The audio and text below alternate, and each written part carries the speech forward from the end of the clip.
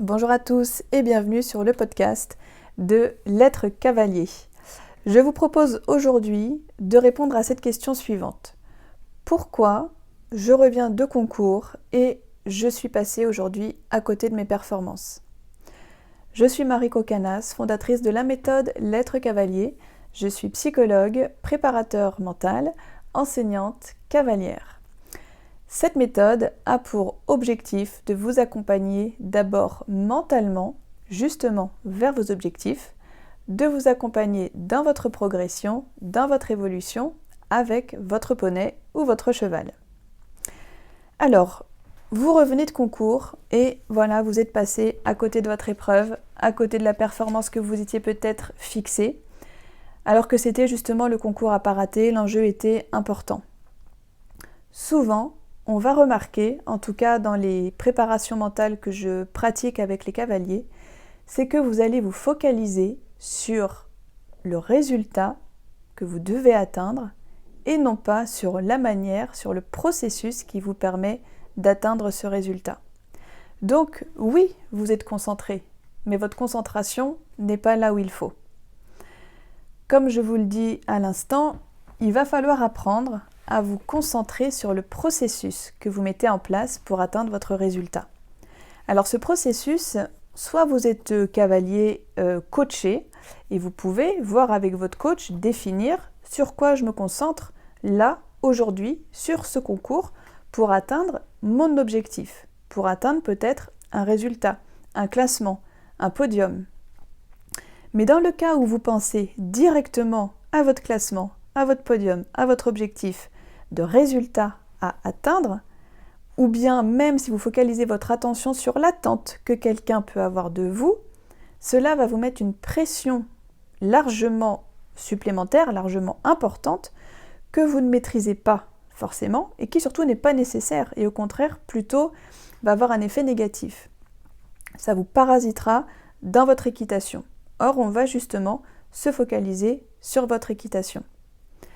On va donc chercher à détourner l'attention du cerveau qui, lui, en étant bon élève, si vous focalisez sur le résultat, va se focaliser lui aussi uniquement sur le résultat et va passer à côté de tout ce que vous avez fait, de tous vos acquis, de tout ce que vous contrôlez, c'est-à-dire tout ce que vous contrôlez, tous les moyens que vous avez en votre possession, que vous êtes capable de mettre en place pour bien monter tout simplement, pour avoir une équitation qui va être efficace, qui va être souple, qui va être en même temps déterminée, en tout cas une équitation dont vous aurez défini avec votre entraîneur vers quoi elle doit tendre et comment parvenir à cette équitation.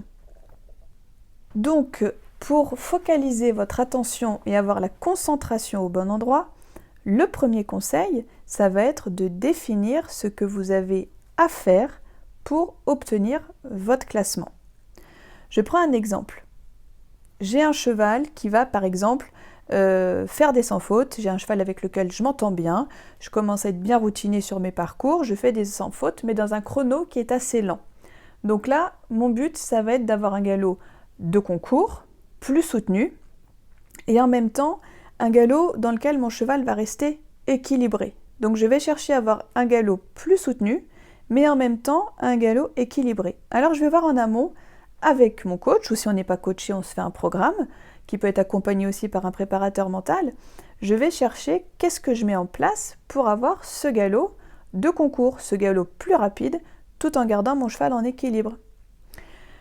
Ça veut dire aussi que cet exercice-là sera travaillé en amont à la maison et que le concours sera tout simplement une répétition de ce que vous savez faire. Donc, si j'ai un cheval qui a besoin d'avoir plus d'action, eh bien, je vais peut-être monter un peu plus au-dessus de mes pieds. Je vais veiller à ce que mon cheval soit bien délié et dans une action peut-être plus rapide, une allure plus rapide. Et ma concentration va être là-dessus. Et en plus de ressentir le bon galop, c'est est-ce que mes jambes sont au bon endroit? Est-ce que mon assiette est à sa place? Est-ce que mes mains ont les bonnes actions? Est-ce que j'ai mon cheval entre jambes et mains? Posez-vous toutes ces questions qui sont bien sûr à prévoir en amont. Le deuxième conseil pour vous aider à être dans votre épreuve, il va falloir penser à se préparer. Et comment on se prépare? On met en place une routine de performance. Ça veut dire que quand vous avez une compétition, le matin par exemple en vous levant, vous n'allez pas être tout de suite là, prêt nécessairement à être dans votre compétition et ce n'est pas forcément souhaitable d'avoir une concentration comme ça soutenue assez longtemps avant la compétition. Donc votre routine de performance, vous allez décider à quel moment vous la mettez en place, c'est-à-dire à quel moment je rentre dans ma compétition. Vous avez un joueur de tennis qui est bien connu, Rafael Nadal, qui lui dit que pour rentrer dans son match, c'est au moment où il prend une douche froide, ça y est, ça le fait rentrer dans son match, dans sa compétition. Donc vous, en tant que cavalier, à quel moment je vois que c'est un moment propice pour rentrer dans ma compète et qu'est-ce que je mets en place à ce moment-là comme routine pour que mon cerveau ensuite ait le bon signal et se mette justement en marche, en fonctionnement, d'être disponible mentalement et de justement me permettre de laisser la place au processus qu'on a vu précédemment, processus qui va s'enclencher et processus qui sera performant puisqu'on aura mis avec notre routine de performance précédemment tout notre mental, toute notre disponibilité psychique au service de ces moyens, de ces processus qui permettront d'avoir une bonne équitation. Alors une routine, c'est très personnel. Elle se crée bien sûr en fonction des habiletés de chacun, des habitudes de chacun. Et donc, nous verrons dans un autre podcast quelques astuces qui vous permettront de vous aider à vous orienter pour vous créer des routines qui vous appartiendront. Le troisième point qui fait que vous ne délivrez pas la performance à laquelle vous étiez préparé, pour laquelle vous vous êtes entraîné, c'est aussi souvent que vous êtes trop stressé. Alors attention, le stress est un élément naturel. Le stress fait partie de la compétition. Le stress fait partie de la vie d'un cavalier. Le stress fait partie de la vie d'un athlète. Donc, le stress a une fonction importante au départ. Il nous permet notamment une tonification, une adrénaline. Il nous permet d'être dans un état de vigilance optimal. Dans la vie de tous les jours, le stress a des bénéfices. Si vous vous retrouvez dans une situation qui peut être dangereuse, le stress va vous provoquer un réflexe qui va vous permettre de vous retirer de cette situation ou de vous échapper ou de vous enfuir ou de faire un pas en arrière pour justement avoir cette réaction quelque part de survie et du moins réagir correctement à une situation dangereuse. Par contre, quand le stress devient chronique ou qu'il est délivré en trop grande quantité, notamment avec le cortisol, ce stress-là va vous déborder. Et donc, on va avoir un stress qui va prendre le dessus, qui ne va plus avoir une fonction justement de tonification, de concentration, de bonne vigilance, mais au contraire, vous créez des situations qui vont devenir pour vous hors de contrôle, et donc émotionnellement, vous allez être également débordé, et là, c'est le cercle vicieux qui se met en place. Alors, un outil basique qui vous permet de vous aider déjà sur un premier niveau à contrôler votre stress et rester dans un état optimal, c'est d'évacuer le mauvais stress et de récupérer en vous une bonne énergie. Donc c'est transformer quelque part ce stress en énergie. Et pour ça, il y a un outil qui est très puissant et assez facile à appliquer, c'est la respiration et notamment la respiration abdominale qui va vous permettre de vous détendre, de vous relâcher, de vous relaxer, d'évacuer des tensions et de faire à l'inspiration diffuser justement du calme ou une bonne énergie. Alors dans notre sport, il y a aussi un élément qui est particulier, c'est qu'on n'a pas, nous cavaliers, on ne prend pas, parce qu'on ne le prend pas ce temps de s'échauffer musculairement.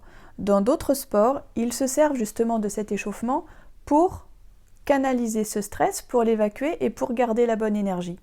Nous, finalement, notre temps d'échauffement, il est au paddock avec notre cheval. Et quand on est au paddock avec notre cheval, on n'est pas justement dans ce travail d'évacuer le stress et de faire grandir en nous cette énergie optimale, cette bonne concentration. Donc, pensez, s'il n'y a pas de temps d'échauffement, à vous échauffer quelque part au niveau mental. Et déjà, ça vous apportera un bien-être qui vous permettra déjà, avant même le paddock, mais au moment de la préparation du cheval ou au moment où vous mettez le pied à l'étrier, de basculer dans ce fonctionnement justement d'optimisation de votre mental. Vous pourrez remarquer aussi qu'en pratiquant cette respiration, souvent quand le stress arrive, le rythme cardiaque va accélérer. Et en pratiquant une respiration abdominale comme celle-ci, vous verrez que le rythme cardiaque va ralentir et donc votre corps sera beaucoup plus disponible et beaucoup plus canalisé dans les bonnes actions et prêt à agir correctement pour votre cheval. Pour vous aider encore à contrôler justement ce stress, vous pouvez penser, vous pouvez travailler votre discours interne. N'oubliez pas d'être bienveillant envers vous-même. Si vous êtes déjà là à ce concours, en compétition, c'est déjà un grand pas, c'est déjà une belle récompense. Alors, si vous vous dites à l'inverse, « Oh, je suis là, mais je ne mérite pas, ça va être trop dur pour moi, je vais tomber, je vais faire tomber une barre », eh bien, votre cerveau, lui, il va enregistrer ça. Et pour lui, ça va être la vérité. Et comme votre cerveau, finalement, il est bon élève, il va vous donner cette bonne réponse. D'aller faire une barre, de monter, mais pas de manière juste, peut-être même de tomber, puisque vous êtes dans ce discours et sachez que vos pensées sont quelque part votre réalité. Et c'est pourquoi, parce que justement, le cerveau, lui, va appliquer à la lettre ce qu'on lui demande, tout simplement, et ce qu'il connaît. Parce que ce qu'il connaît, ça le rassure, et lui délivre, sans problème, les bonnes réponses, selon lui, qui sont, entre autres, ce dialogue interne négatif. Alors, ce discours, ce dialogue interne, transformez-le en un discours positif. Je sais que je suis capable de faire ça. Sachez reconnaître et mettre en avant, en vous parlant, mettre en avant déjà techniquement tout ce que vous savez faire. Par exemple, le processus et les moyens que vous aurez établis dans la première phase, répétez-les-vous au niveau du dialogue interne en sachant que vous êtes capable de mettre ces éléments-là, de ce point de vue-là technique, en place et répétez-vous ce dialogue interne.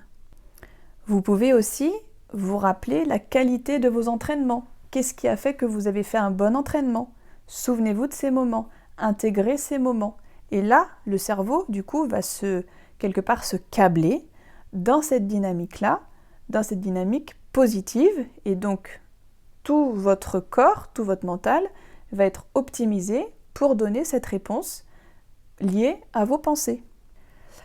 Et enfin, il faut savoir qu'en tant que cavalier, eh bien, on a aussi notre cheval et on emmène notre cheval avec nous.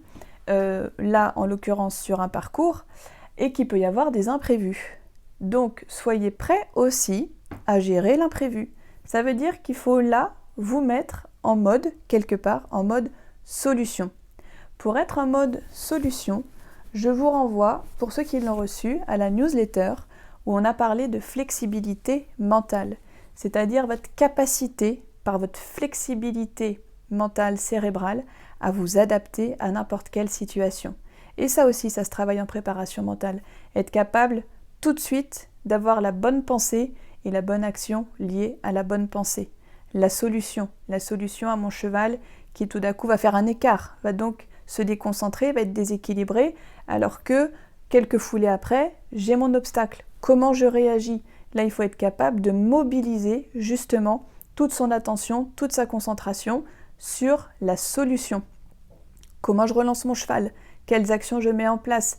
Quelle détermination va émerger de moi à ce moment-là ? Est-ce que je vais perdre complètement mes moyens et je vais partir et faire 3 volts ? Ou est-ce qu'au contraire, je vais avoir une réaction très déterminée où je vais reconcentrer mon cheval, je vais d'abord me reconcentrer et en même temps reconcentrer mon cheval sur la manière de franchir l'obstacle qui se présente à moi, là, tout de suite, maintenant. Et ça fonctionne aussi très bien, la flexibilité mentale. Alors, pour résumer ce podcast, du coup, je suis en concours et je m'aperçois que je suis passée à côté de mon objectif et que je n'ai pas la performance que j'espérais avoir, malgré le fait qu'à la maison, en général, ça se passe très bien. Rappelez-vous que souvent, c'est parce que vous allez avoir votre concentration focalisée sur l'objectif, alors travaillez justement votre concentration sur l'instant présent et sur le processus mis en place pour atteindre l'objectif. Deuxième conseil, préparez, réfléchissez à une routine de performance qui va faire que quand vous allez mettre en place cette routine, vous allez basculer justement sur ce moment où vous allez mettre en place tout ce qu'il faut pour avoir le résultat, la performance. Comme je vous le disais, on fera un podcast différent pour vous aider à établir des routines parce que c'est quelque chose de très personnel. Enfin, en troisième point, on a vu le stress. Le stress qui donc est un élément naturel chez le sportif, mais le stress, il faut réussir à le transformer en énergie positive. On a donc vu 3 aspects, la respiration, le discours interne et trouver en vous, actionner en vous le mode solution, notamment grâce à la flexibilité mentale. Alors j'espère sincèrement que ce podcast vous apporte des solutions, vous éclaire et vous a plu. Et pour aider du coup ce podcast, pour le soutenir, vous pouvez le noter, lui mettre 5 étoiles. Et si vous pensez qu'il peut aussi aider vos amis cavaliers, eh bien le mieux c'est de leur partager. Cela, de mon côté, m'aidera également à vous donner encore plus de conseils et à produire des contenus qui vous seront actionnables et applicables. Je vous remercie beaucoup d'avoir écouté le podcast jusque-là. Et puis, si vous voulez en savoir plus sur l'être cavalier, tous les liens sont en dessous de ce podcast. Il est temps pour moi maintenant de vous dire à bientôt. Travaillez bien avec vos chevaux et surtout, pensez bien qu'il y a des solutions à vos problématiques. Au revoir.